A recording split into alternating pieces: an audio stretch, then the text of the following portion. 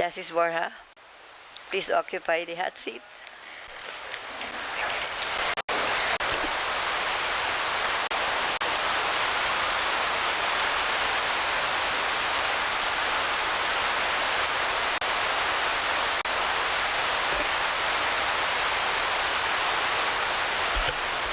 And so, this is continuation of the public interview. May we request Attorney Cayosa to start. Thank you, Madam Chairman. Good morning, Justice Borja. Good morning. This is the first time that you have applied for the Supreme Court, although you have been with the Court of Appeal since 2004. 2004. What made you decide to apply now? Or Now, even, this time? actually, the better question is why only now? Why only now? Chief Justice told me once that you don't just apply for the sake of applying. It's a decision you don't make easily. In his advice was, make sure the planets are aligned. I've thought about that metaphor. It's a terrific metaphor, but I thought of a better one. One should not apply until, like a good bottle of wine, all the elements, the sourness, the sweetness, the texture, the bouquet, have cohered into a pleasant, fine wine. I feel that this is the proper time. I hesitated before, although I have to lay my cards on the table. I applied about 4 years or 5 years ago. There was a vacancy, but I didn't push through with it. So I didn't reach the panel interview stage. The reason is that although I was technically free of any backlog in my cases that time, since then, because of my administrative work, I fell behind, and therefore I'm backlog free, and that's one of the elements that I thought had to be present before I attempted. And also, I feel I have acquired, I hope I'm not wrong, I've acquired a level of maturity that impels me to apply this time. One of the things that we look into is the capability of the aspirant to help in declogging the Supreme Court of its cases. And we would also want to look into how long you would have in order to achieve this goal of declogging the court. The next associate justices of the High Court are expected to have at least 1,000 cases assigned to them during their incumbency. And I was looking at your personal data sheet. You recently turned 68. I'm 60. I'm sorry. I'm 68 years old. I think I was born 1948. It's right. So you turned 68. 68. Yeah. That's September 11. Yeah. Right. So if appointed, perhaps sometime in January, that would leave roughly about 22 months. 22 months. And I was doing the math. Based on your submissions, particularly your personal data sheet, you have a case disposition of 19 cases per month. And that's an average over the entire 12 years, yes. Yes. Now, our concern is if you are to completely resolve the cases that would be assigned to you during the 22-month period, you would have to decide at least 42 cases per month. How do you plan to do that? I don't plan to do that. I cannot plan to do that without risking my health, Your Honor. 41 cases, to produce 41 cases a month, one has to engage in assembly line decision making. I don't believe in that. Every case must be thoroughly reflected upon, studied, reviewed, and reflected upon. My own average, the target I used, and sometimes I exceeded that, sometimes I fell behind, was 12 cases a month. It took me many years to remove my backlog. If I'm given 1,000 something cases, about 1,000 cases. Yes. I would have to annualize that. How much can I do within the months?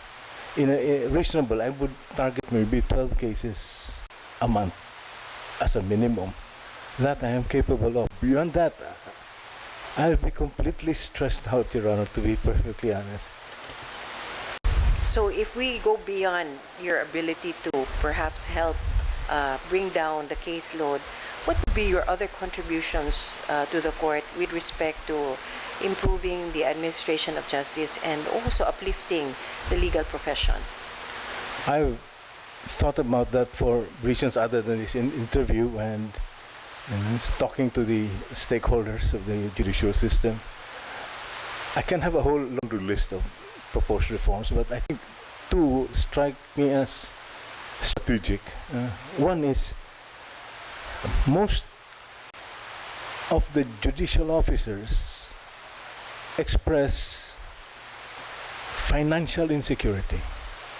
That is a common theme in talking with them, even at all levels, even at the Court of Appeals, and that erodes your confidence, that erodes your independence, that erodes your integrity sometimes, unfortunately.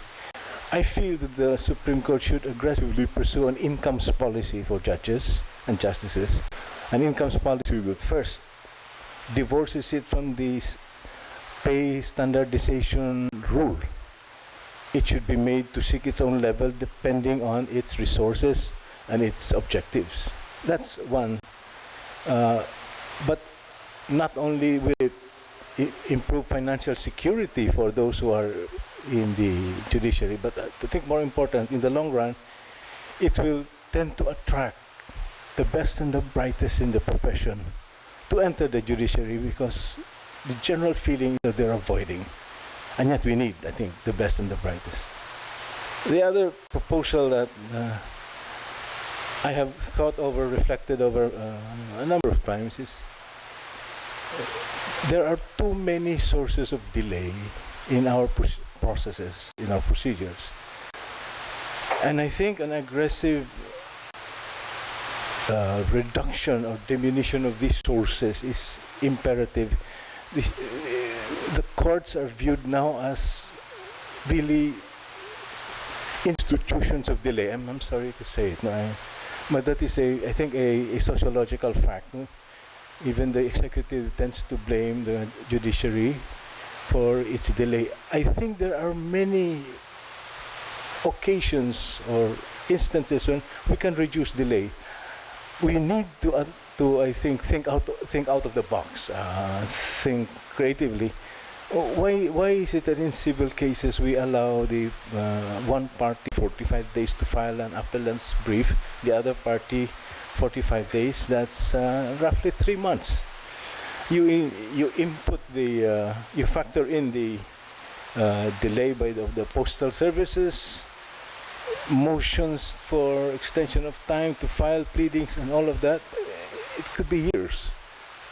And I think it is unnecessary. When a person files a case in court, he already has a theory of the case, and depending on his ability to prove his case, if he disagrees with the outcome of the case, on appeal he really knows what's going on. He doesn't have to do much research. It is my opinion. That was my approach when I was practicing attorney. I know the case already. I know what I feel, where I feel the trial judge erred, and I'm prepared to write it. Although I was also guilty of asking for motions, of filing motions for extension of time. It almost became habitual. But I think that should be reduced. That's just an example of where the processes, you can actually speed up the process in many sources without compromising due process. Thank you, Justice. Now, you mentioned civil cases. Let's zero in on criminal cases, particularly with respect to drugs cases. Yes. We have an increase in the number of drugs cases that have been filed with our trial courts. What would you propose as a measure to speed up the resolution of these drugs cases, considering their number, the number that although, like, I guess one of the ways that the Supreme Court has addressed is that it has now distributed the drugs cases to more courts instead of just to designated drugs courts. So all courts now will be raffled. apart from this, what do you think should be a measure to be taken by the Supreme Court in this regard? I do not know whether it is within the rulemaking power of the Supreme Court or it requires legislation, but in many countries they allow pre-bargaining, and that resolves many cases. We don't allow pre-bargaining right now in drugs cases. Secondly, when it comes to information for mere use, there should be more liberality in allowing rehabilitation. They get it out of the court system, put it in under the Department of Health, because the problem is not legal, the problem is really medical. If you remove all of that, you can actually reduce the dockets of that. That's out of the blue I am Just making two more them. questions. I see the red light, but I just have two more questions. One is, there are now bills filed in Congress to restore the death penalty. What are your views on these bills? There are 2 points here, whether the morality of the death penalty, and the other is common in all debates, is whether it really acts as a deterrent to crime. I'll answer the second one first. In most debates, the results, sociological data, economics data even, indicates that there is no clear-cut showing that the death penalty actually deters crimes, regardless of the nature of the crime. So that is still a debatable issue. But on the morality, I have been asked that question many years ago, and my answer was this. In 2002, I received a copy of the Roman Catholic updated catechism, and I reviewed the church's stand on death penalty, and I found that they do not really oppose. I think the opposition of the church in many jurisdictions to the death penalty is they are uncertain of the quality of decision making. They do not want an innocent man to die, and death is so irrevocable. But St. Augustine's theory of defense of the state as a justification for death penalty remains a valid doctrine. So I have no moral qualms about that. Although I'm not a lawmaker, but I do have reservations as to whether it really operates to deter crime. Those are my views. Thank you, Justice. And my last question. I noticed that in your personal data sheet, your mother's maiden name is Dulce Roa Valdez-Huesa. Yes. Any relation to the president? I've met the present president when he was still a mayor a number of times, but not as president. And we have tried to exchange, what do you call it? Trace roots? Trees, our family trees, and it's very difficult. But I know for a fact that his mother had attended a number of ROA reunions in Cagayan de Oro, I think twice, and we do admit that we are somehow related, but we've never been able to put that down. My mother's mother, my grandmother, is a ROA twice over. Her father was a ROA, and her mother was a ROA, although I'm made to understand they're not first cousins. Thank you. That was my last question. Good luck, Justice. Thank you, Your Honor. Thank you, Madam Chairman. Thank you so much, Attorney Cayosa. May we request now, Judge Attorney Mejia. Thank you, Madam Chair. Good morning. Good morning, sir. For starters, having been in the judiciary for I think about 12 or so years, what do you think are the problems that presently plague our judicial system? I tend to think structurally rather than specific solutions. I mentioned the economic problem. It's a recurring theme in all my discussions with judges and justices. The recurring theme is financial security. And I think that creates a big hole in their lives, an economic hole. It's very hard to get out of. I think I suggested that the first reform is to have an incomes policy. Incomes policy is a policy which rewards productivity, rewards productivity and maintains a security for life or until the end of their term that will allow them to focus on their work, not on earning money but on work, and that is a major factor in many for many judges and justices. And the other one is there's a great room for the reduction of delay. I was the presiding justice of the Court of Appeals assigned me as one of the members of his committee against delay or anti-delay committee, and in the process I learned many areas where you can actually reduce delay. I don't think I should go into the entire laundry list. Of cases, in the letter of Attorney Reyra Agas, chapter president of the Integrated Bar of the Philippines in Misamis Oriental, he mentions that you have competently served, and I am now quoting from his letter, the appellate court and has provided sterling leadership to its Mindanao station, resulting in the reduction and elimination of case backlogs. And that is what I wanted to ask next. Can you be more specific on how you went about reducing and managing your caseload and backlog that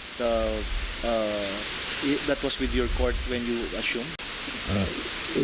With respect to that letter, the Cagayan station suffered a lot of headwinds, principally because of a very high turnover of justices. We are the entry point for justices of the Court of Appeals. So this is where they learn. This is boot camp for them. This is, how do you put it? This is where they learn to be justices of the Court of Appeals. And so when they start out, generally they don't start out running. They have to sort of gain speed. And yet, there is a very high turnover. Once they learn the ropes, they tend to move on to Cebu or to Manila. So we suffer from that. It's a major headwind. We were able to change that first, but we insisted that there will be no transfers from our station to any other station until the replacements are already available. In other words, once the JBC had already, the president had appointed the replacements, then they'd be allowed to move on. This caused a lot of consternations, but ultimately the justices were understood the reasoning behind it, and we have followed that. That helped a lot. How did I manage? How do you manage other justices? It's kind of quite difficult. What I do is that every month, at the beginning of every month, I give them all a copy of their output and their backlog and their deficits for the month, without telling them anything, and they respond. And I have to say, generally they respond very well. They feel the pressure. And the third part is our presiding justice, Justice Andres Reyes, has also focused a lot on the elimination of the backlog. It has been his drive for the past, 4 or 5 years, and I have to congratulate him in public if I have to. It has produced results, and almost the entire court is we're this close to a backlog-free court. And it just happens that in Cagayan de Oro, in the Mindanao station, our problems in that respect are greater. But we have, I think, succeeded. And that's the point that Mr. Agas mentioned, because that was raised oftentimes by the IBP, the fast turnover of justices and the delays that were incurred because of that. Early this year, there was a news item where you and other Court of Appeals justices have been accused of receiving bribes, in quote unquote, to further the interests of Mayor Oscar Moreno of Cagayan de Oro. We would like you to give the opportunity to tell us about this particular incident. The case is still pending, I think, for on a motion for reconsideration. I do not know if I am completely free to do that, but I deny that completely, and I challenge those who made the accusation to come up with evidence, and I was prepared to act on the evidence. Mayor Moreno is married to my aunt. She's a Parado, I believe, no? And I have inhibited from the case. And however, I will defend my justices because I have a good set of justices. I think we have the entire court has a good set of justices, but they are conscientious and they do not accept bribes. I have to reject that accusation completely. Thank you. Let me just ask you one of the Twittered questions addressed to you. The Supreme Court recently reversed your decision on the ban against aerial spraying of pesticides. What can you say on this? Yes, there was this sole dissenting opinion in the court in Cagayan de Oro. But the majority opinion was not reversed. I'm sorry. It was actually affirmed by the Supreme Court. I was the sole dissenting. So yes, did it reverse me? Me personally, yes. And I'm very saddened by that. I thought I had made a strong case for the affirmation of the trial court's ruling that the ordinance banning aerial spraying was constitutionally valid. I'm sorry to say, but I maintain. I do not wish to say this, but I think the Supreme Court was wrong. And it was, I'm sorry to say also, it was unanimous, unbanked decision of the Supreme Court, so it's a real slap on my face. But I'm sorry, but I do maintain that the aerial spraying that was banned by the ordinance posed a grave health risk. Not only plantations that were being sprayed, but because of wind drift, it tended to affect others who are not involved in the plantation. And I thought the air above this plantation is public space. And it could be regulated. It could be and should be regulated. And I thought that was the point of the ordinance. My feeling is that the Supreme Court applied legal formalism. The law was overbroad in that it did not distinguish harmful from non-harmful insecticides, and therefore it was overbroad. I have my reservations about that. But I yield. The Supreme Court has spoken. I understand. Thank you. That was my final question. Good luck, Thank you, Justice sir. Borja, and thank you, Madam Sir. Thank you, sir. Thank you so much, Attorney Mejia. May we request now, Judge? Thank you, Justice Gutierrez. Good morning, Justice. Good morning, sir. You're based in Cagayan de Oro. I am. And why the sudden change of applying you to Associate Justice of the Supreme Court in Manila? Well, one of the reasons that I stayed in Cagayan de Oro was, to be perfectly honest, when the Cagayan de Oro station was set up in 2004,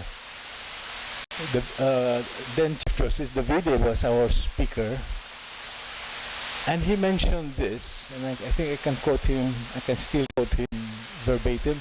He said, I wish the justices of the Cagayan de Oro station of the Court of Appeals will make a career out of staying in Cagayan de Oro as justices. And he mentioned my name in particular, so including, I used to be a dean, and he knew me, so including Dean Bora. And I guess I heeded that. But there's another reason, and I have to be frank here. My children were very young. I married late, and my children were quite young. And I needed for them to grow up in a less stressful environment than in Manila. You know, I wanted them to study in Manila. I wanted also them to have a pleasant family home, family life. And we have good schools in Cagayan de Oro. That was the other factor. But they're mostly grown up now. And yes, I can live in Manila. Precisely, it's going to be a change of environment. Imagine from a paradise going to non-paradise to the traffic, alleged decongestion in Metro Manila. Your Honor, one ways things, no, lovely existence in Cagayan de Oro against what is every lawyer's dream, the Supreme Court. Well, you weigh these things, and I weighed it in favor of this application. All right, another point. You have been unanimously endorsed by the Associate Justices of the Court of Appeals Mindanao Station for the position of Associate Justice of the Supreme Court. How and why do you think you were able to garner such vote among the Associate Justices? First of all, let me say that was a surprise. I do not know who started that. But just one day they said, oh, we have this. And I was flabbergasted by it, to put it in strong terms. But there are two possible reasons, Your Honor. One possible reason is this is a kick upstairs for them. Maybe they wanted to get rid of me. So this is one way to do that. But I think it was sincere. I think they meant it. I don't have a very aggressive managerial style. And maybe they appreciated that because my administrative style really allows them more room to be themselves. Maybe that it is that. I hope it is not a kick upstairs. Anyway, the letter also commended your free from corruption and strict fidelity to moral and ethical standards. What action points did you take to merit such strong commendation from your colleagues? Generally I don't talk to litigants when I cannot avoid them visiting me in the office. I always make sure that one of my lawyers accompanies me there. So if I could, I'd probably record our conversation. I don't allow them to talk to me. I've talked to politicians who came, and some of them are my friends, so I allow them to talk. But the minute they talk about any case, and I completely shut it down. I have many friends, and even before I joined the Court of Appeals, I have many politician friends. My father was a former mayor of Cagayan de Oro. They say it's one of the most beloved mayors there, and that political capital is there. But I've never been a politician. But there's also the possibility of their asking me for favors. But I have made sure that our relationship remains on a purely protocol basis. They are politicians, they deserve respect from me. When they talk about the possible cases, I told them, I'm sorry to say, but I shut them down. To their credit, the politicians of Cagayan de Oro have respected that. And I'm very happy. They have not made a habit of approaching justices for cases. And I'm very glad for that. Does it speak for a relative withdrawal from the society? I'm sorry, Most of your friends, relatives, and neighbors in the community? No, withdrawal meaning I don't deal with them. No, I remain a member of at least one Rotary Club. That's probably my only engagement in social life. I'm a homebody. I'm sorry to say, I'm a homebody. The only outings we've had is mainly with the court, the justices of the court, and will be with our staff. Aside from that, aside from old high school friends, we meet occasionally for a reunion. Even then, no discussion of cases, ever. Alright, I'm really reluctant to ask you about this. And out of the applicants, you are among the few who had many or more than 2 or 3 administrative cases. What can you say about this? That will not be inconsistent with the endorsement by the Court of Appeals from Mindanao Station. About one administrative case, and that was it, Your Honor. Only one. Only one. And can you specify what case is this? This was filed by my cousin. The background is this, if you may indulge me. Yes, please, in brief. I'll be brief. Before I joined the court, I was the chairman of the board of our company, a family corporation.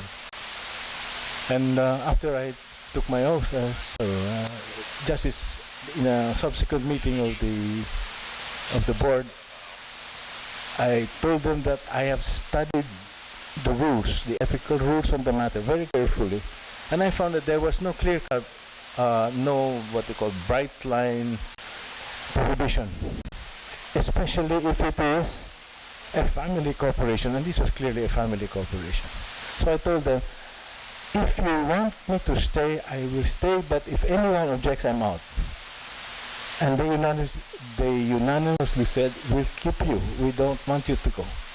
So on that basis, I continued. After about a few months, this case was filed, and immediately I said, oh, one objection, I'm out, and I resigned from all my corporate engagement, but mainly chairman of the board of the company. So they filed the case. The case was dismissed for lack of merit in a, we call it a minute resolution.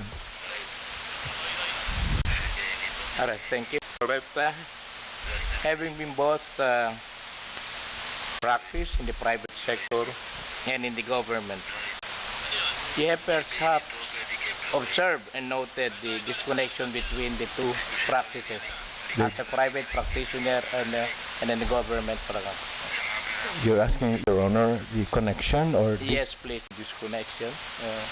explain the connection. Private practice is public service. Private practice of law is still public service, but from private practice of law to joining the judiciary, it's like moving from the periphery to the core, to the center. This is public service plus. It involves sacrifice. It involves a lot of heartache. The private sector work is you have much more freedom, social freedom, as well as economic freedom. We have to trade off when you join the government, in any position in government. Economically, there is suffered some loss. Well, how will you apply this to the Supreme Court if you are appointed? I mentioned that an economic restructuring of the incomes of the entire judiciary would be high in my priority in order to retain or attract great talent into all the echelons of the judiciary. That is my primary proposal for reform, if you call it that. Because I think I personally suffered from it, and therefore it means a lot to me. But I am not alone. There are many who feel financial insecurity in the judiciary. Maybe not in the Supreme Court, but especially in the lower echelons. Alright, last question, please. You were a recipient of a summer program on negotiations at the Harvard Law School from the Supreme Court. What did you learn from the said program that you were able to use it in the Court of Appeals Mindanao case? Yes, the program was on negotiation. They have a 5-day intense program on negotiation. And I learned a lot. It was an eye-opener. I have never seen negotiation in that light. And it tells you how to be effective, how to make the parties come together. And have I applied it? Yes, I believe I have mediated more. And if you know the art of negotiation, you can actually help in the mediation of cases, especially family cases, business cases. A lot of them are ripe for mediation, and while we have a Philippine Mediation Center in Cagayan de Oro in the Court of Appeals, still the court can also help mediation if he knows the basic elements of negotiation. That was an eye-opener for me, and I learned a lot, and I believe I have applied some of it successfully, Your Honor. How do you intend to use this learning of yours in the Supreme Court if appointed? I do not know, but it also allows you to understand the structure of negotiations.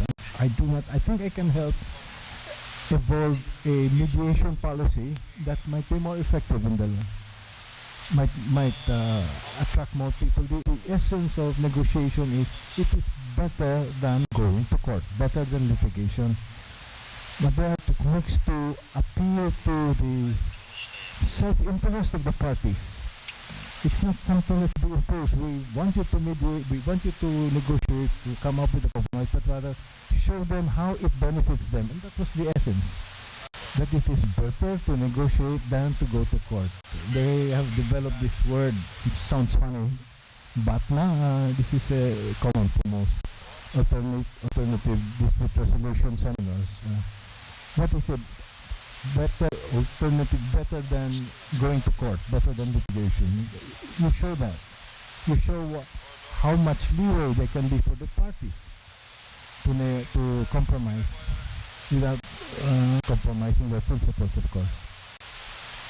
Thank you. At all Thank levels you. of, I'm sorry. Okay. Thank you very much, and then good luck. Thank you, Your Honor. Thank you so much, Judge Ilaw. Good morning again, Justice. Good morning, Your You Honor. know, one of the rules of the JBC requires that in determining the qualifications of candidates for nomination, their mastery of laws, rules, and jurisprudence must also be tested. Yes, yes. So let's begin, Justice. International law. It is a general rule that a state cannot be sued without its consent. Of course, you are aware of the dispute between the Philippines and China on maritime area. And the Philippine government referred the case to the Permanent Court of Arbitration, or PCA. And the PCA proceeded with the proceedings without the consent of China. In fact, China refused to participate in the proceedings. But the PCA continued with the proceedings and rendered its judgment. What's your comment on this? Was China really barred? Or China, because of China's refusal, the decision can be questioned by China? Your Honor, I am not sure if in the process of litigating the issue whether jurisdiction has been acquired over China under international law. In the International Court of Justice, for example, jurisdiction is purely voluntary on the part of the state because of the sovereign character of the sovereignty of the state.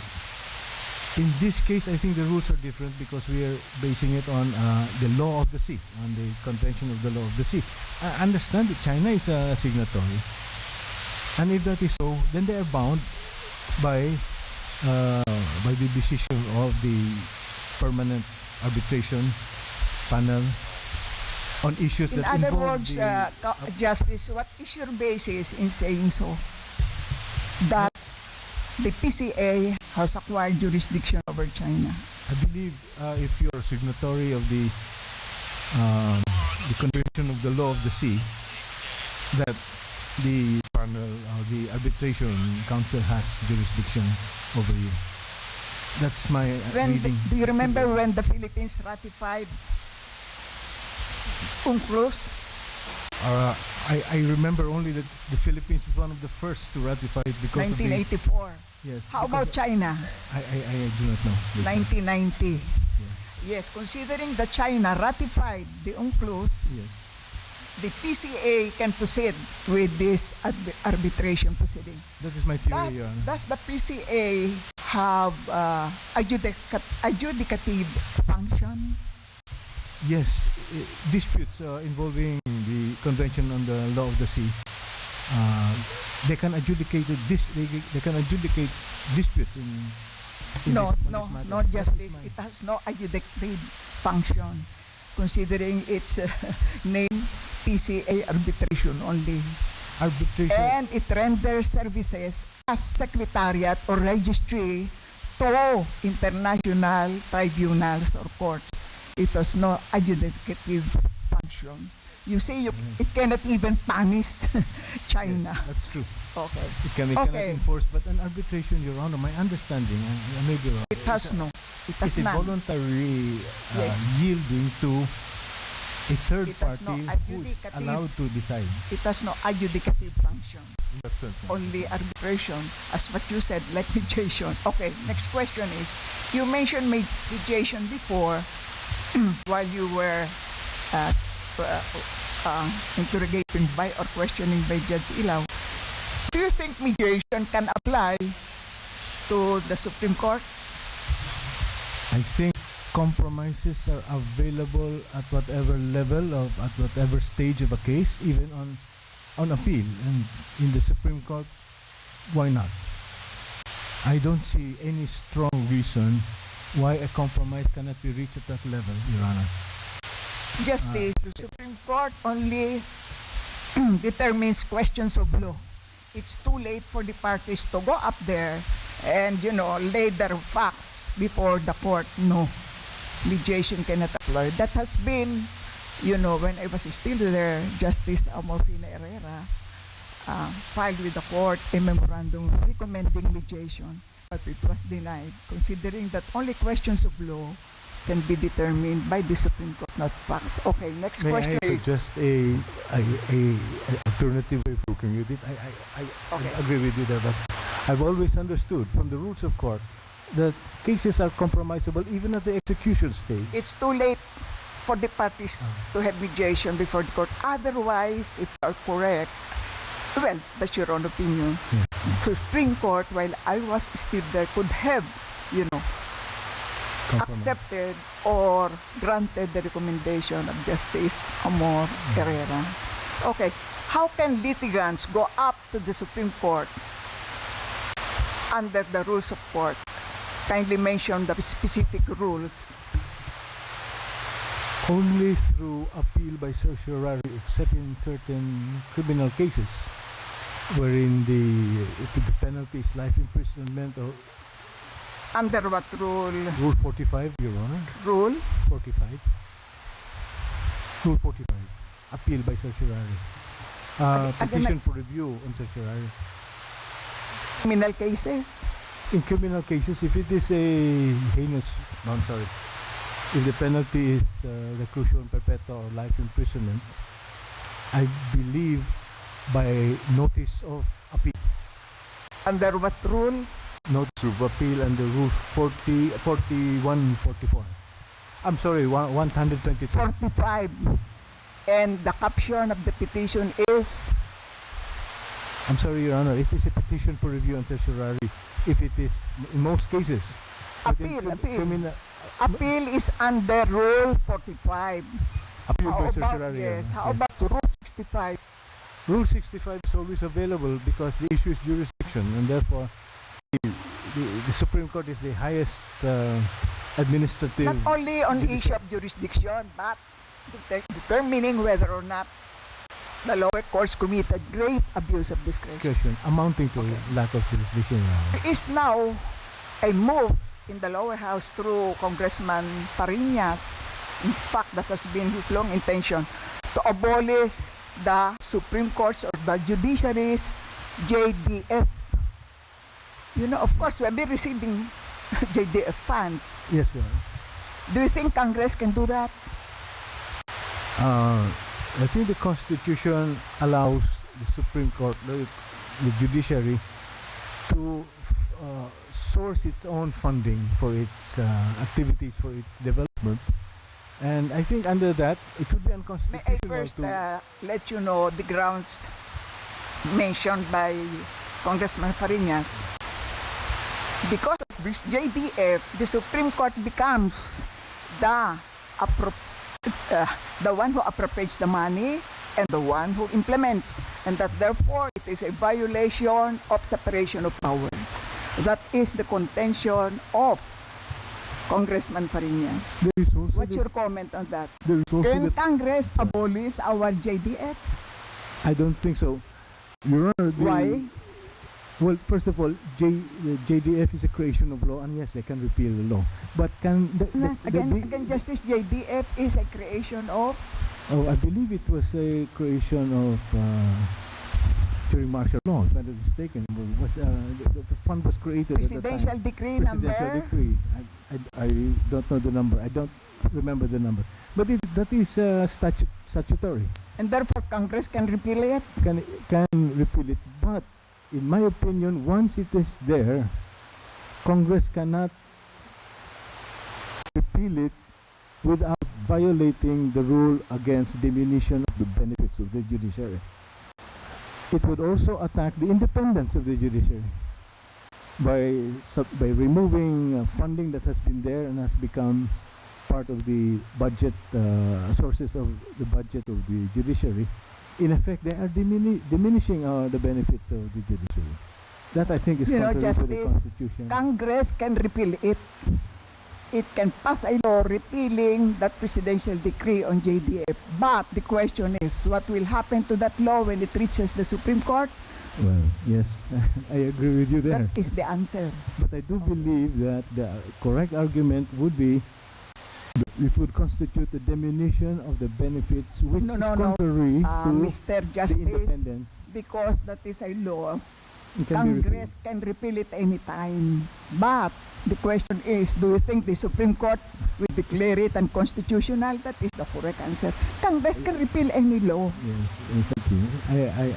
Next question is, I agree with you 100% that the Supreme Court should look at it very carefully. what do you mean by expanded jurisdiction? When the jurisdiction of a court is either increased or widened, the word is The new generic. or 1987 Constitution. First, you can answer this question if you can define what is judicial power. Judicial power is the power to hear and decide cases that come before a court. That is the essence of judicial power. The power to hear and decide. That is the provision under the old Constitution. But the new Constitution, this expanded power of the courts has been added. Also, to determine whether or not any agency or instrumentality of the government has committed grave abuse of discretion or has decided cases for lack of jurisdiction. This is what we call Expanded jurisdiction. in America judicial review. Do you know this judicial review? Judicial review is essentially the power to determine what the court is. What the law is. No, the history. Why that under the old Constitution, this expanded power was not provided for. It only appeared, under our new Constitution or under the 1987 Constitution. Why is it that it is there now in our new Constitution? Do you know the history, the background? Yes, martial law. Yes. It's a reaction to martial law and the how do you put the timidity of the court to review the acts of Marcos and under martial law there was a general feeling that the Supreme Court was timid in checking abuses of the other departments, specifically the executive, and so this was added. But I believe that was already inherent in judicial power. This was more like emphasis. That is the Stress. history inherent in judicial power. But I believe it is. can you trace back the roots? Where did it come from? Why did we adopt it? We can go back to the Madbury case in the United States, wherein the Supreme Court had to rule whether it had the power to review acts of the other departments, and it stated very clearly that the power of judicial review, which is now interpreted as judicial supremacy, is the power to determine what the law is. And that includes the Constitution. No.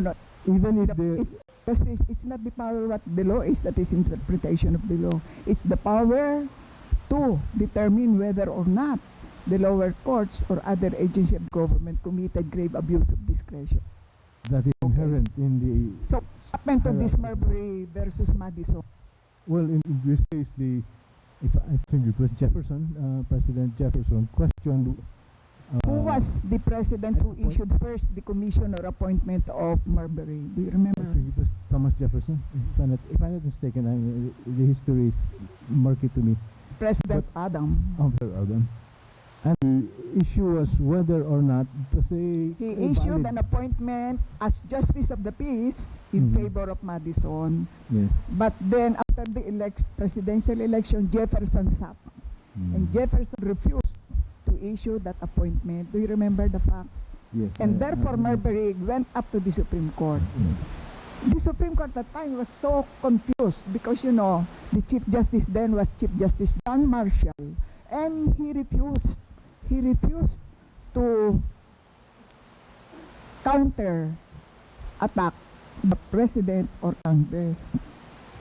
And there was no provision under the Federal Constitution granting the Supreme Court of America this power.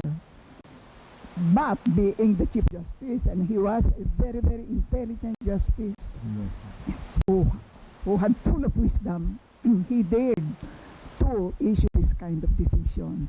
And it has been said that that was the defining moment of Chief Justice John Marshall. If I may add, Your Honor, just a little bit. Okay. I also Anyway. remember that is the case wherein the concept of judicial review or judicial supremacy was first introduced, and it was based on the idea that if it is the courts who determine what the law is, and that includes the Constitution, and therefore it may appear to the What the public law is, interpreting the law, including the interpreting Constitution. Yes. Okay. So they have the final say on what the law is, and that is a form of judicial supremacy. It's not only determining what the law is, but determining whether or not the lower courts or other agencies, as what I said, committed grave Yes. abuse of discretion. I also remember, Your Honor, correct me if I'm wrong, but this is the first time also that we talk of judicial diplomacy, because although it insisted on its power of judicial review, it actually favored the president. So it was like a win-win situation for Marshall. He was a very intelligent Chief Justice.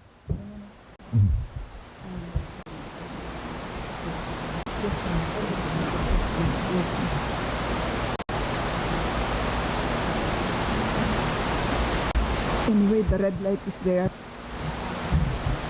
Justice, Attorney Cayosa, I'd like to ask one or two more questions.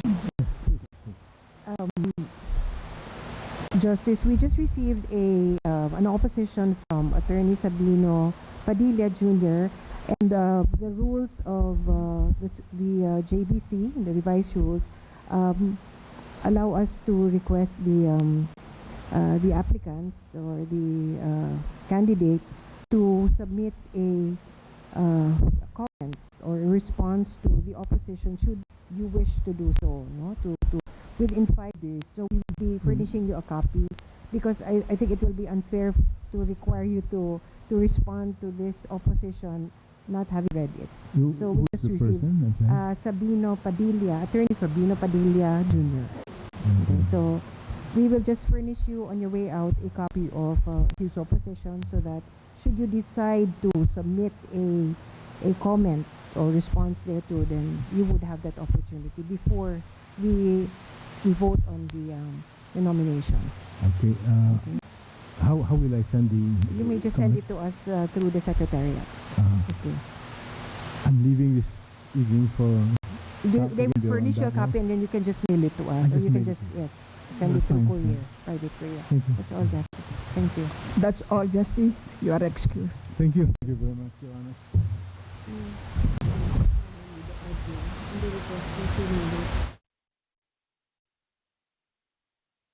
Audio for the live feed.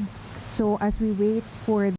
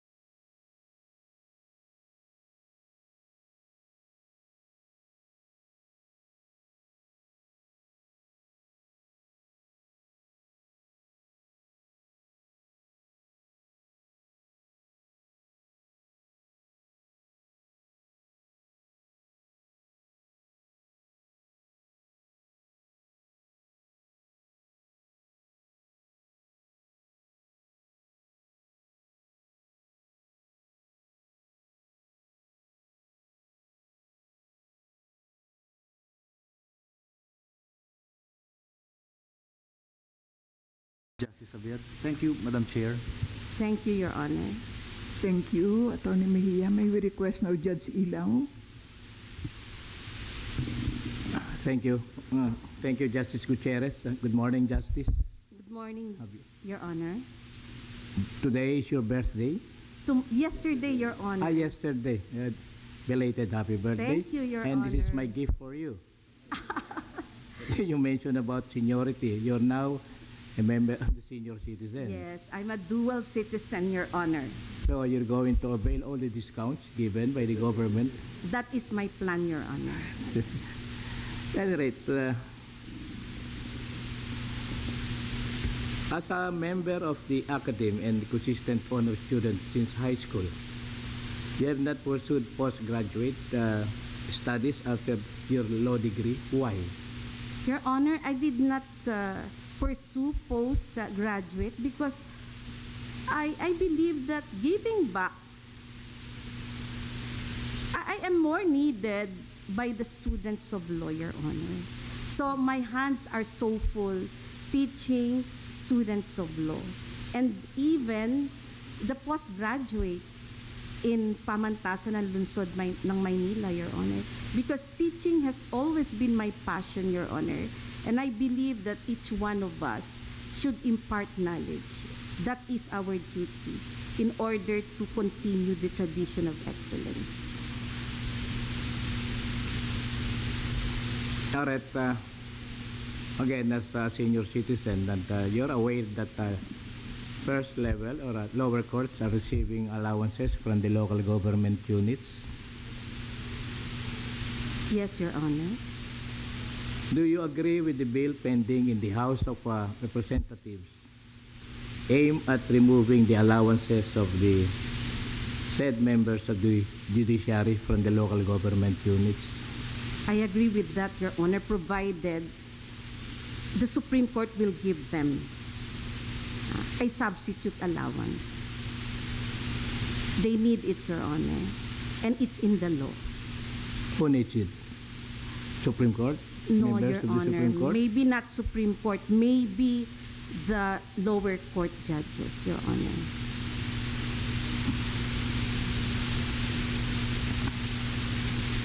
You attended a summer course on civil and commercial laws at Harvard University. What did you learn from such courses that you were able to apply it to the Court of Appeals? Your Honor, I attended that when I was still Assistant Solicitor General. So, yes, I just discovered that Harvard also taught the same commercial and civil law as what is taught in our universities, Your Honor, because many of our provisions are also patterned after American laws. And do you think you can apply the same to the Supreme Court if you are appointed as an Associate Justice? Yes, Your Honor, the totality of my knowledge, Your Honor, and my experience. As a member of the Academy for 33 years, a bar examiner and a bar reviewer, what changes do you think need to be effected in the bar examinations as to help aspiring lawyers to become a lawyer? The bar examination should be reasonable, Your Honor. They should be limited to the basics. And there must be no unreasonable or unfair questions that are not relevant to what the students would need, the first year lawyer would need in his first practice of law. Do you mean to say that previous bar examiners are not reasonable? Yes, Your Honor. You have 354 decisions appealed or pending appeal. Do you think this number reflects the quality of the decisions you promulgate? Yes, Your Honor, because 98% has been sustained by this court, and I was only reversed by 1.9%, Your Honor.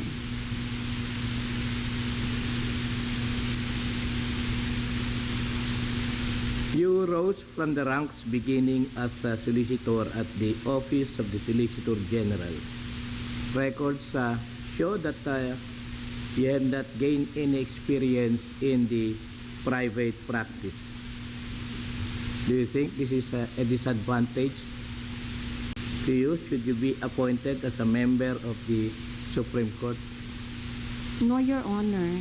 Why? Because in the Supreme Court, there must be, the requirement really is practice of law as a judge, at least 15 years. I have been trained to have a judicial mind, Your Honor. I have been trained in the field of constitutional law, and in the OSG, 80% of every volume of the SCRA was handled by the Office of the Solicitor General. So I really believe that the career path that I took was is very relevant to the practice of law as Associate Justice of the Supreme Court. So why do you correlate private practice as a practice in the government, following the doctrine in the Monsoon case? The private practice is a noble practice, Your Honor. But when one goes up as a magistrate, especially as a Supreme Court Associate Justice, you do not think anymore as a practitioner. You think as a jurist, one who decides cases.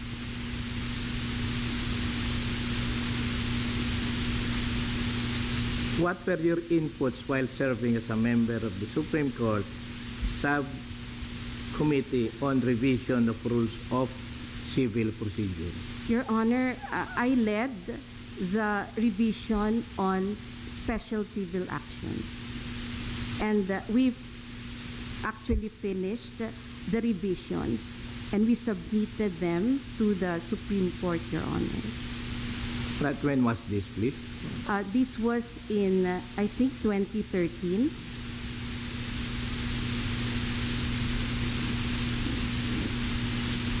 All right, thank you. No further questions, and good luck, and a happy birthday again, please. Thank you, Your Honor. Thank you so much, Judge Ilaw. Belated happy birthday also, Justice. Yes, So Justice, you are thank you now po. a member of our society. Yes, Your Honor, and Senior proudly a member. Okay.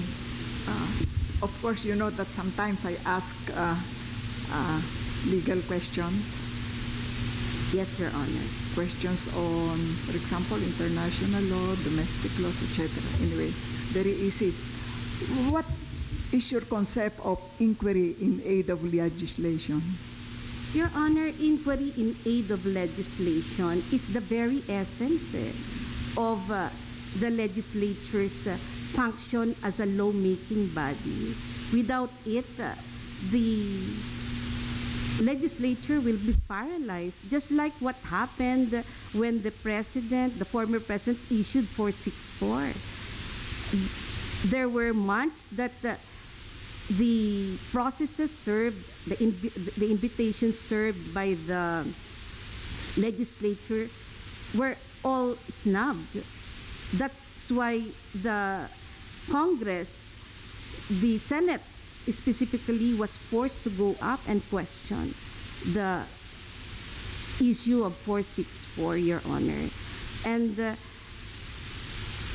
the Supreme Court rendered a very informative ponencia on what executive privilege means and how it complements, or it must be treated vis-a-vis inquiry in aid of legislation, Your Honor. Let us visit this Blue Ribbon Committee of the Senate. Of course, it invites resource persons, to aid the senators in crafting the necessary bills or laws. But you will also agree with me that sometimes the senators are abusive. They are not courteous, even if the Constitution says that the rights of those resource persons should be respected. Yes, Your Honor. Sometimes they even scold people appearing there, and that was the reason why the Vice President, former Vice President Binay, refused to appear. But why is it that there has been no complaint whatsoever from any sector of our society with respect to this kind of proceeding, which is highly irregular sometimes? Yes, Your Honor. I agree fully, Your Honor. I was in the OSG when 464 was issued, and I believe that 464 was issued precisely in reaction to the hostile attitude of the Senate in handling the resource persons.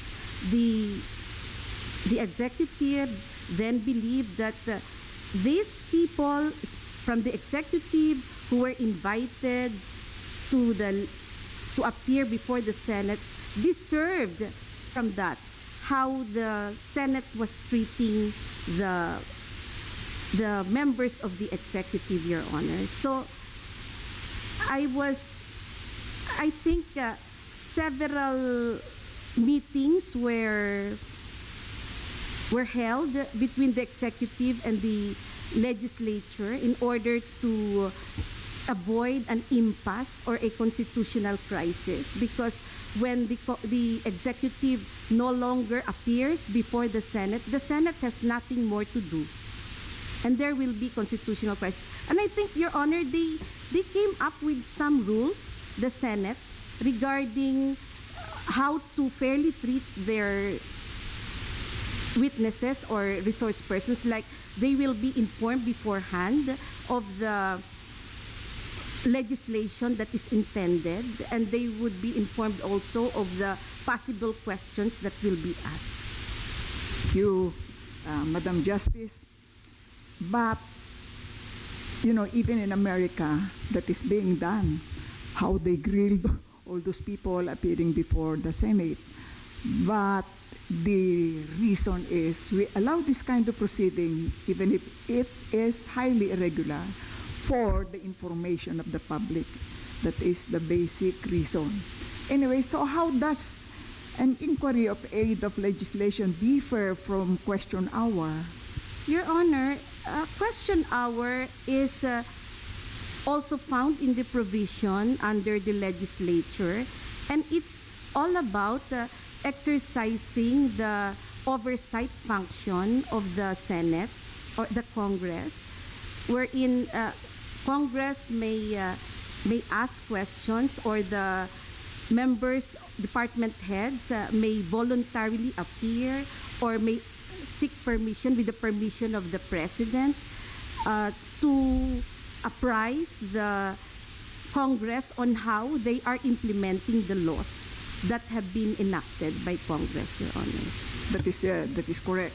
And so we now will move on to executive privilege, because this is really connected or relevant to the previous questions I asked. What is your concept, Justice, of executive privilege? And that was the reason why some cabinet members refused to appear before the Senate Blue Ribbon Committee, and it was justified. Yes, Your Honor. The executive privilege is the privilege of the executive to withhold information from the court or from Congress of some information that are classified as either constituting the conversation of the President with his close advisors, military secrets, diplomatic negotiations, Your Honor, and those matters that were taken up in closed-door meetings with the President and his cabinet, and the instructions of the President to his department heads, and also those matters that involve national security, Your Honor. Yeah, that is the most important.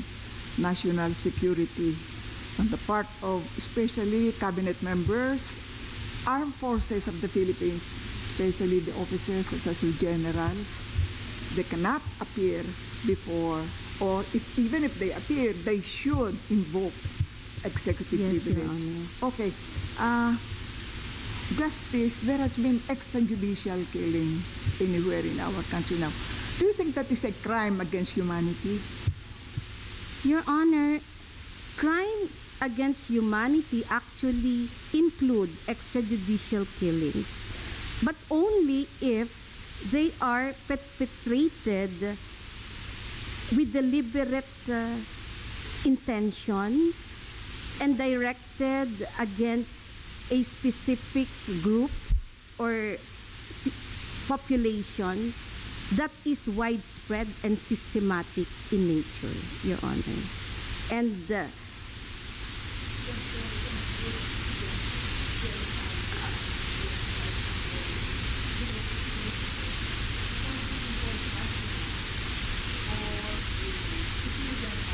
yes, Your Honor, civilian population.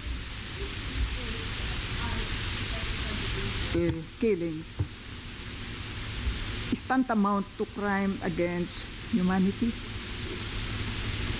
Is it widespread? Is it a part of a systematic plan To warrant, Your Honor, to attack yes, civilian population?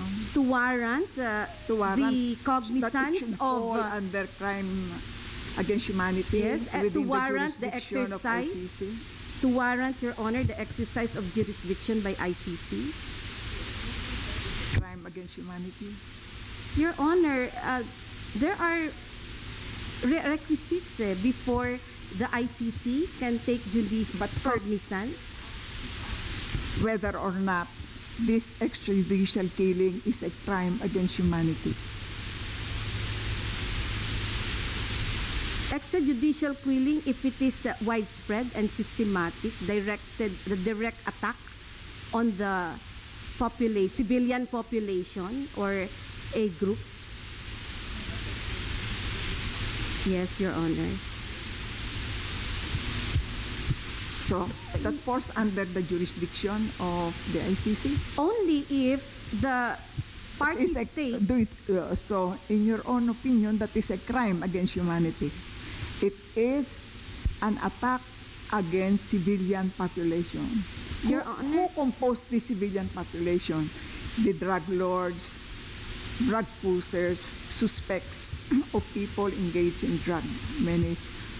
So you mean this constitutes civilian population?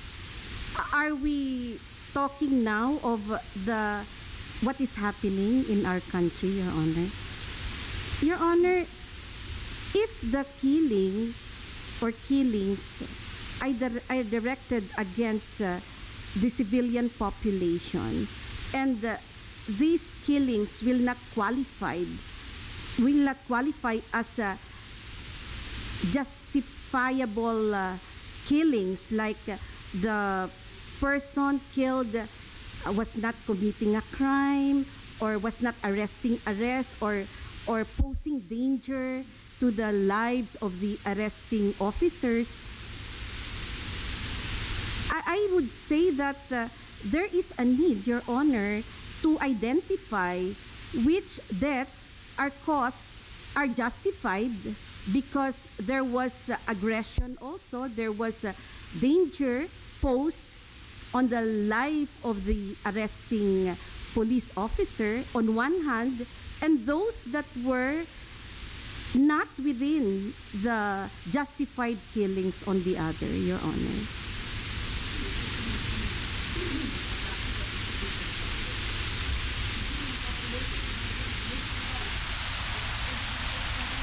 Extrajudicial killing has become nationwide. So, can you consider this as an attack against civilian population? Yes or no? In your opinion Your Honor, only. yes, Your Honor. This is just an academic discussion. Academic. Anyway, thank you, Your Honor, for allowing me to also present my opinion on this. think there is a need to determine which killings are justified. No, at this point, we cannot And determine which anymore. killings? We cannot determine anymore. Maybe it can be determined when it's already before the tribunal concerned, which has jurisdiction. No. But at present, we cannot determine anymore. The killing has become so widespread. Well, in So that case, Your we Honor, cannot determine any more justice at this point. So, do you believe it is already a crime against humanity?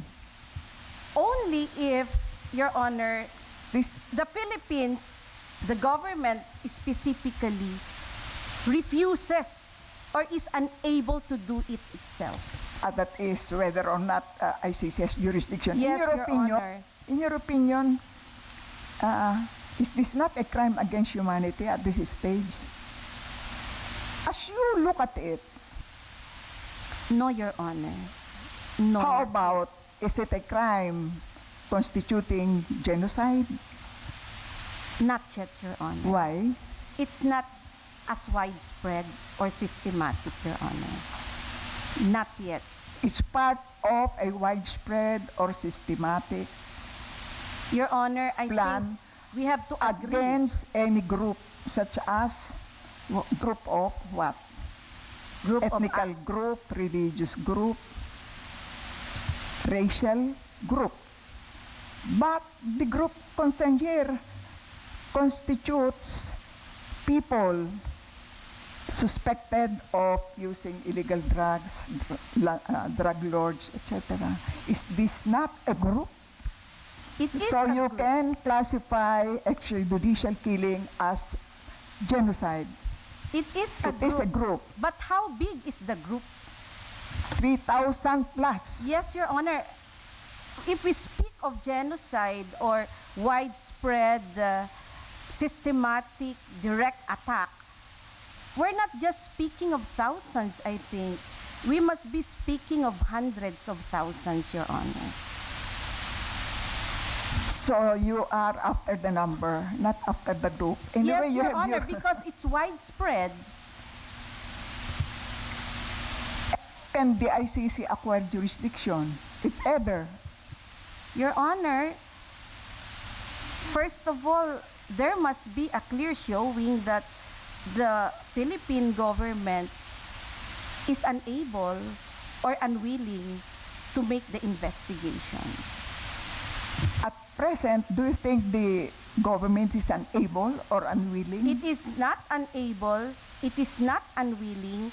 I just would like to believe what General Bato has testified on during the Senate hearing, that all these unjustified killings, even perpetrated by the police officers, are under investigation by the NAPOLCOM, Your Honor.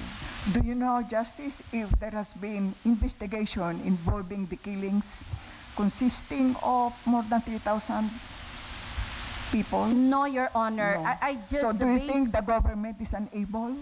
No, Your Honor. No, Your Honor. I do not have sufficient knowledge to conclude that the government is unable or unwilling. Because I just want to give credence to the statement of General Bato that he is actually having these killings investigated, Your Honor. Say that there should be due process. Yes, Your Honor. Okay, so Yes, Your Honor. The last question. In the event that our government is unwilling or refuses to take action on these extrajudicial killings, and supposing we designate these killings as genocide or crime against humanity over which the ICC has jurisdiction, how can that ICC acquire jurisdiction now? The ICC can acquire jurisdiction in several ways, Your Honor. One is when the Security Council, motu proprio, the police of the ICC can, the prosecutor rather. I leave you at that, Justice, because the red light is there. So thank you very much. Thank you, And happy Justice. birthday again. Thank you. Thank you, Your Honors.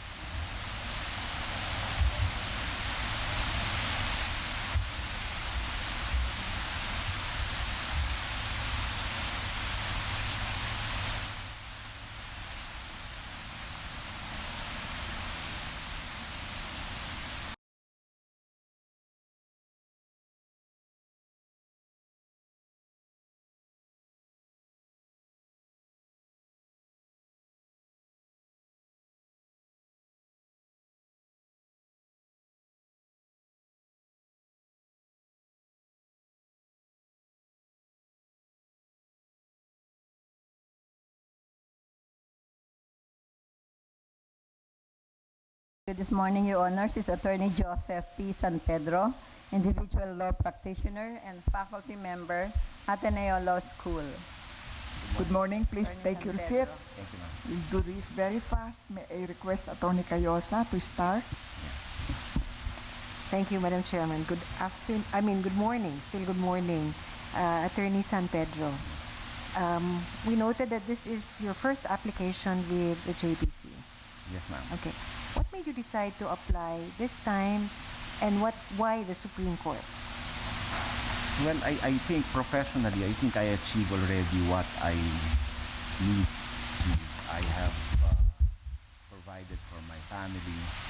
I had enough blessings from the practice of law, and my children they have a secure and good education. So I think it's time for me to give back what I have received from the practice of law. This is the time for me to pay forward the many blessings that I received as a law practitioner. And why the Supreme Court? Because I think the Supreme Court is to be allowed or be given an honor to serve as a member of the High Court, who will help me, will allow me to help in the realization of the mandate of the Constitution on the efficient and proper dispensation of justice. Yes. Thank you. Now, I noted that you have excellent academic credentials. You graduated salutatorian at the Ateneo Law School, and you were a bar top-notcher. You have received your Master's of Law from Harvard. But I noted also that you have not had any experience in government service. Is that right? Yes, Your Honor.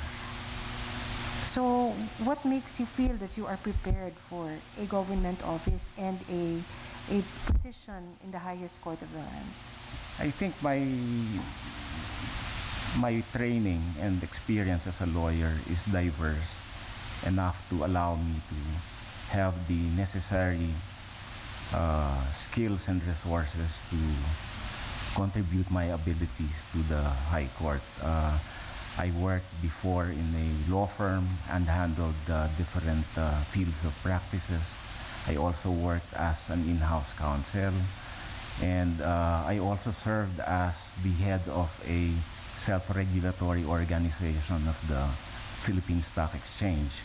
In such a position, I decided cases involving trading participants of the Philippine Stock Exchange, somehow similar to the discharge of judicial functions in that respect. Incidentally, you did not state in your personal data sheet what was your major in your undergraduate course. EB Social Sciences. Social Sciences. So that explains why you were a part-time faculty member in the Behavioral Science Department of La Salle. Yes. Yeah, okay.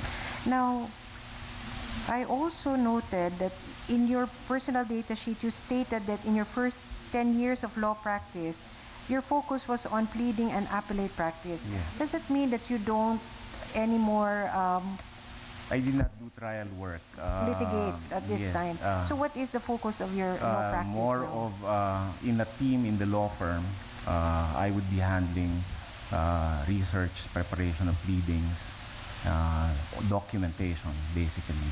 I did not do court appearances. What experience do you have in court management, docket management? Well, as I said, when I headed the market regulation department of the stock exchange, basically some form of a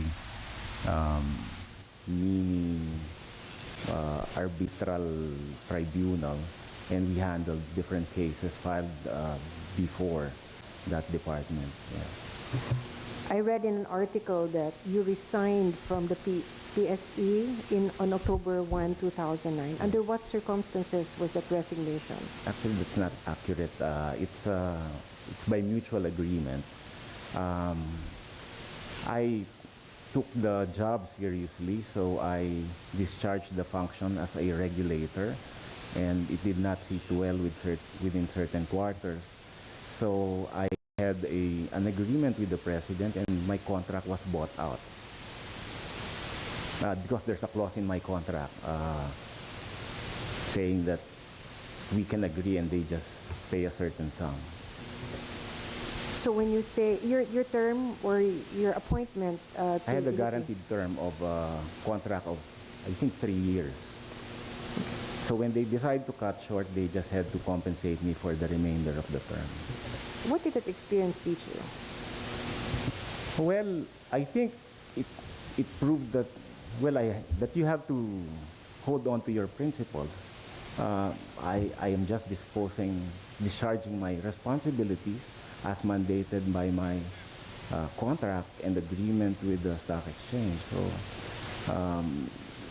and I won't be true to myself if I will accommodate requests so I could stay on the job.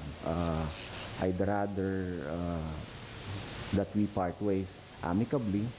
Anyway, I consider it's just to pay the mortgage.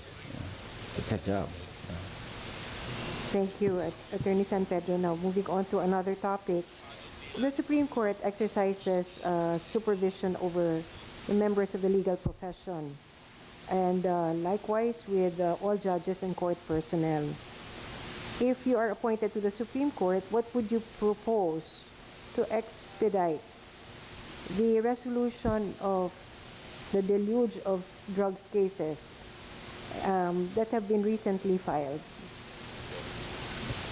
Well, I think it's not just the drug cases. I think there are a number of processes that we can simplify. This from my experience before when writing pleadings. There are so many formal requirements that could have been simplified if we just entrust the lawyer the obligation of being the gatekeeper, making sure that anything going to the court, they're correct, verified, and ready for trial. Because most of the pleadings, you have this verification for non-forum shopping, then the verification by the client, and certain verification of material dates. These are matters that the lawyer could have established beforehand. And so we put more responsibility on the lawyer to make sure that when we have cases before the court, there will be, they should be ready for immediate trial after the exchange of pleadings. Do you think our rules allow for the discipline of lawyers who file frivolous cases? I believe so. As a lawyer, we have an obligation to maintain the integrity of the judicial process. If we are part of the maneuvers to delay the dispensation of justice, it will be a disservice not just to the profession but to the country as well. Your clearance shows that you've never been filed a disbarment charge. Yes. Have you actually handled a disbarment case? No. So you are not aware of the rules involving the disbarment of lawyers? No. So you cannot comment on whether or not it is wise for the Supreme Court to limit to the IBP jurisdiction of only just the private practitioners, excluding now government lawyers from its duty to conduct investigation, to report, and to recommend. I will not be in a position to say, so I have to understand the problem. Have you handled an administrative case against a judge in the Supreme Court? Never. So you are not familiar likewise with the processes with respect to administrative cases against court personnel and judges? No, I just read some decisions. Okay. Have you read the Code of Judicial Conduct? Yes. Okay, so what about the code strikes you the most? Well, I think integrity and competence, because integrity somehow covers the other requirements of a judge. Independence, if you have integrity, you're supposed to be independent. Integrity, you follow the law, you're impartial. So that strikes me as the most important quality of a judge. In fact, a person, every person, integrity. I see the warning sign and ultimately the red light, which signals that this will be my last question. There are other applicants for the positions that actually you are here to be considered only for the position that will be vacated by Justice Brion. Yes, Your Honor. And there are others who are also being considered for this position. You are not the only bar top-notcher. You are not the youngest. And the others have already had extensive experience in the judiciary, being appellate court judges, or justices rather.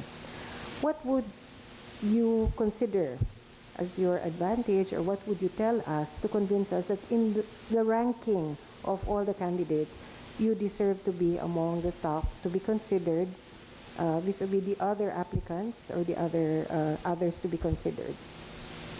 Well, I'd say my comprehensive private practice, including my 20 years of teaching at the law school, as well as my dedication to the profession.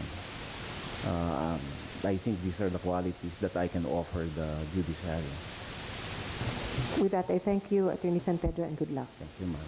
Thank you, Madam Justice. Thank you so much, Attorney Cayosa. May I request Attorney Mejia? Thank you, Madam Chair. Good morning, Attorney San Pedro, Good morning, sir. or Professor San Pedro. As a professor of law, Attorney San Pedro, what can you say about the quality of legal education in our country? Well, at least I've been exposed only to two schools. I think there is a need to impose a stricter standard on the education of lawyers. That the screening process should not start only with the bar. It should start at the law school level. That we have to exact the highest standards of our students, knowledge of law and practical knowledge of law. Yeah, so my sense is there's a lot, we should do a lot more to make sure that students have a better grasp of the workings of the law. Do you think the present law curriculum amply prepares law students for the bench or for the judiciary? Well, I think the thrust of the curriculum right now is really just for getting past the bar exam. That's how I observed it. And whenever a certain school ventures into more practical subjects, there will be an effect on the performance of the students. So I'd say, but I'm more for exposing the students to the practical side of the law during law school. Yeah. Should you be appointed as an associate of the Justice of the Supreme Court, which are you more inclined to adhere to? Judicial activism or judicial restraint? Well, my philosophy is that we just have to stick with what the Constitution mandates, what the law mandates, um, the judiciary does not create policy unless we can somehow find it in the Constitution or some legal provision.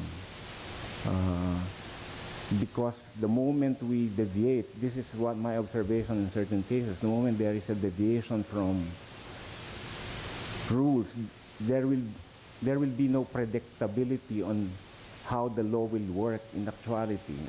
I've seen this in practice. There are decisions that is not consistent with what should be as per law or the constitutional provision.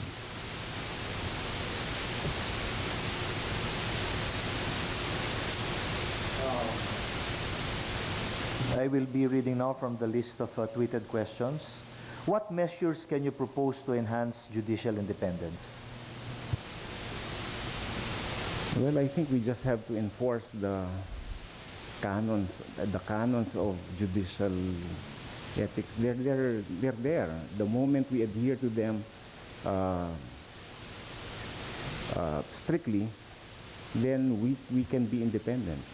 Judiciary will be independent. Do you agree with the constitutional provision that the President shall appoint justices and judges of lower courts? Why or why not? Well, first, I view the Constitution as an expression of the sovereign will. If that's the decision of the people, we abide by it. That's my belief. Whatever the bargain the people have, we have to abide by it. But if I will, my personal view, I think the structure right now somehow checks the appointing prerogative of the president. I see it works well. It's not an exclusive executive. It's not an exclusive executive determination. There is another check right now, the Judicial and Bar Council. For my final question, and this another tweeted question, what is your view or personal view on the Marcos burial issue? Well, I understand there's still a motion for reconsideration, but setting that aside, I think the dissenting opinions propounded compelling arguments for the denial or for a decision that denying the burial of the late dictator in libingan ng mga bayani. There were citations of certain laws, but I think the primary issue there is we have to understand the historical underpinning of our 1987 Constitution. Where did we come from? We came from the ouster of a dictator, and to allow the dictator to be buried and given some kind of honor will be a disrespect and dishonor to the people who made sacrifices to have our democracy right now. Thank you and good luck, Attorney San Pedro. Thank you, sir. And thank you, Madam Chair. Thank you so much, Attorney Mejia. May we request now Judge Spina. Thank you. Thank you, Justice Gutierrez and Aret Pañero, Tony San Pedro. Good morning, sir. Am I correct to say that the reason why you choose to become an Associate Justice of the Supreme Court is to pay back from your lucrative practice, having gained material things?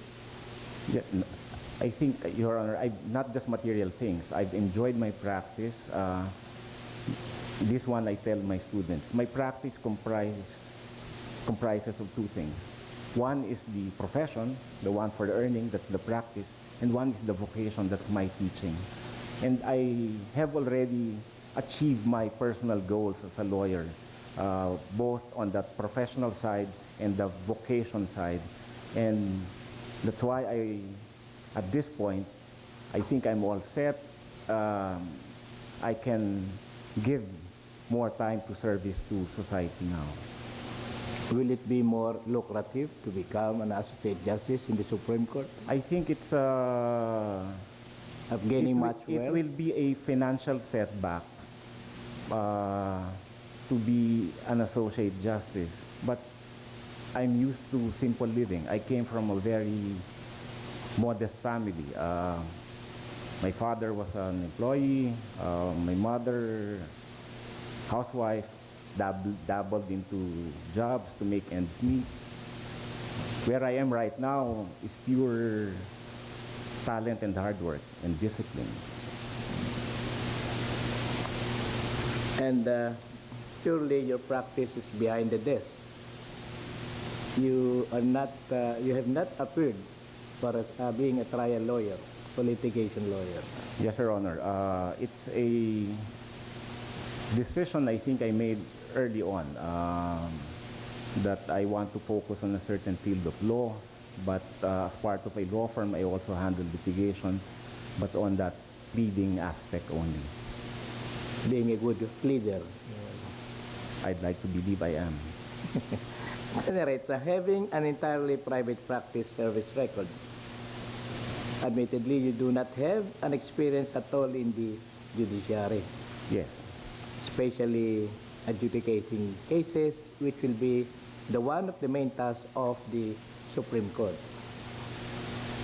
Do you think you could successfully carry out said task without any experience therein? No, I think I mentioned earlier that when I work as part of the self-regulatory organization of the Philippine Stock Exchange, I did do adjudication of cases, complaints involving trading participants of the stock exchange. So in that respect, I have experience on adjudication.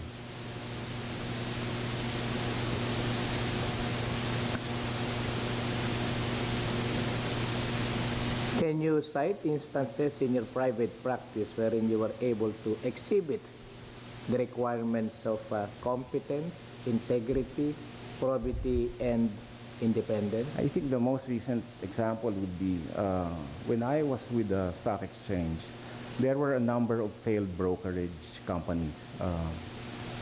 And these brokerage companies, they held assets of clients.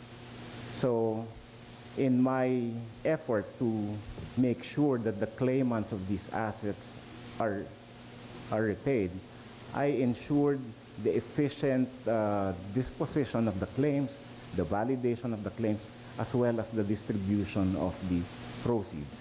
So I did it in 1.5 years.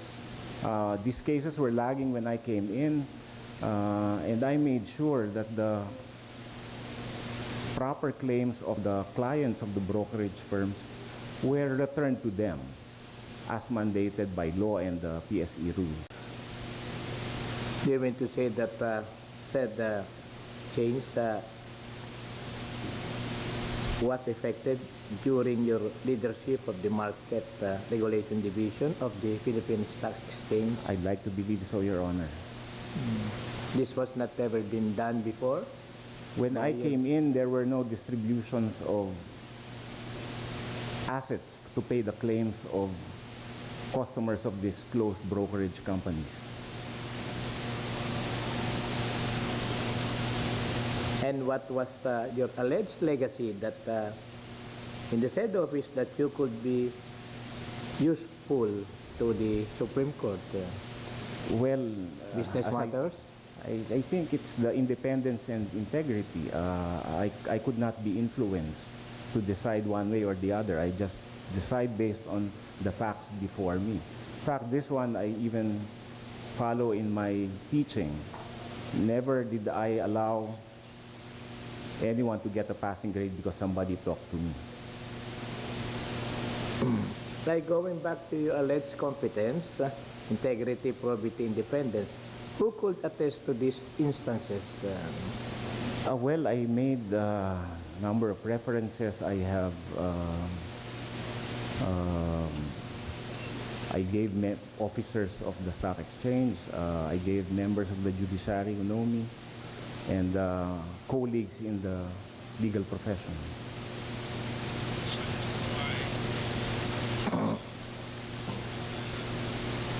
Your records show that you obtained your LLM degree from the esteemed Harvard Law School. What important lessons did you learn while obtaining your degree that you think you could use in the Supreme Court if you are appointed as a member there? I think what I learned there is just an expansion of my perspective and view as a lawyer. It's the exposure to views of lawyers from other jurisdictions or views from other fields of practice. So I think somehow it broadens the perspective in approaching legal issues and problems. Do you think that such degree is indispensable in the practice of law, especially for a member in the Supreme Court? Well, it's an added experience and training, but I think our requirement only is to be a lawyer. So it's enough that we have an a law degree and we pass the bar and fulfill the requirements of the Constitution. What can be the realistic view? I think I'd stick to the requirements of the Constitution. I'd like to believe that the provision of the Constitution aims to make democratic the appointment of members of the judiciary. So why not choose the profession of being a legislator and not as a member of the Supreme Court? Well, as I said, it's more of the efficient, personally, I always look at the efficient employment or deployment of abilities. I think I can best contribute my abilities in the judiciary. What will be the real time? What do you mean, sir, real time? We have this technology in real time. Mm-hmm. Real time, realistic, practical view. Again, What will be the real time? The real time for when? To be a As part. your alleged advocacy. If becoming a member of the Supreme Court. Well, as a member of the Supreme Court, we get to shape the dispensation of justice and the correct application of the law. So I think that's coupled with my skills. I think that's where I can best serve in society, in the judicial department. Did you mention about the strict enforcement of the law or the real enforcement of the law? I think what I said was we have to be true and faithful to what the Constitution or the law mandates. We do not expand what's not in the Constitution or what's not in the law, because that gets us into trouble.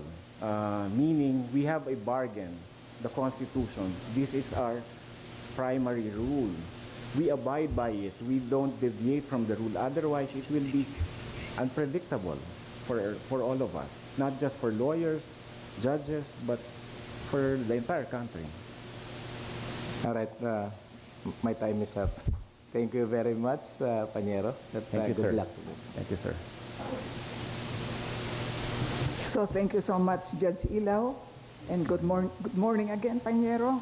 First question is, why did you not wear your necktie so that you will appear as magistrate Your Honor, before the I have JBC? an explanation. Actually, I have a necktie. I got the wrong shirt. It won't close. It won't close. That's why.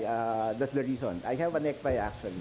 But it won't. You have the necktie, you should have worn it before. No, I you mean came in. the collar of my shirt won't close. It's ill-fitting right now. Yeah. Did you not prepare your attire last night? I think I got the wrong shirt. It is a very important event in your I career. know, Your Honor. No disrespect, Your Honor. It's got the wrong size of shirt. And maybe you are excused. Pañero, you are very young, only 50. You know, once you get nominated and appointed to the Supreme Court, you will be like a monk in a seminary. And you will not enjoy what young people like you are enjoying outside this world. Are you aware of that? Yes, Your Honor. In fact, that's my lifestyle. I'm a very private person. I don't have much I do not do much socializing. It's just work, home, school. I have very limited circle of friends in recent I think years. that is not a very, very dry kind of life. It's a deliberate choice, Your Honor, because I have certain things that are important. You should have entered the priesthood. I wish I could, but no. But I think it suits me. So if you're talking about the lifestyle of required of a member of the judiciary, I think I'll readily fit into that mold. If I didn't have a family, I'd say my life is monastic. But of course, I don't take it as I also enjoy certain things in life. I go to the gym, I watch movies, but simple things. So How many girlfriends did you have before? my wife. One woman. Okay, next question. You have no litigation experience, but you have a very, very impressive academic credential. But you know, being a member of the Supreme Court requires experience. Have you argued before the Supreme Court? No, Your Not- Honor. of I've course. not attended. No. So, maybe, anyway, I will ask you one question. This is a follow-up question to your answer to the question of Judge Ilaw. You said we don't have to expand the laws or the Constitution. Have you read the decision of the Supreme Court in the case of Senator Enrile? The Supreme Court expanded the provision of the Constitution. Okay, your comment on that decision. Actually, there's another case too that I thought the Supreme Court would revisit to be true to the provision of the Constitution. But then for the case of Enrile, that's what I said when there's a decision that provides a basis that is not found. The decision is it's not found in the Constitution. I need your comment. Your comment on. Yes. Then it's a free-for-all. What do we do next now? It will be an arbitrary decision. Somebody applies and we just say, humanitarian ground. Another person applies, humanitarian ground. Then we are not following So the you mandate of dissent. the people. Yes, Your Honor. Very good. John, last question. Can Congress abolish the JBC and go back to the Commission on Appointments for purposes of nomination of the members of the judiciary? They have to change the Constitution. It's the constitutional mandate. As I said, this is what's big for me. If that's what the people approve, we follow. We don't tinker with what the people mandated us. This is our bargain. So I think, you should be at least 60 before you go to the Supreme Court. You are very young. I have some more litigation experience, huh? Okay, good luck. Thank you.